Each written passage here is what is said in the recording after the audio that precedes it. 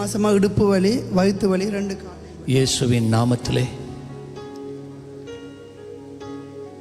இப்பொழுதே உம்முடைய திவ்ய வல்லமை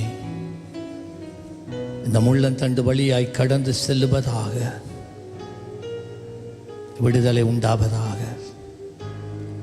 In Jesus' name,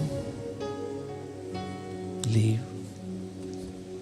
பாருங்க, பெருக்காண்டு கால் வலி போயிட்டு, வயிற்று வலி போயிட்டு, இடுப்பு வலி மட்டும் இருக்கான். திரும்புங்கடா இயேசுவின் நாமத்திலே. பாருங்க, பெருக்காண்டு இவ்வளோ காலம் இது 3 வருஷமா? 3 மாதம். உங்களை ஆசீர்வதிப்பார். ஓகேடா.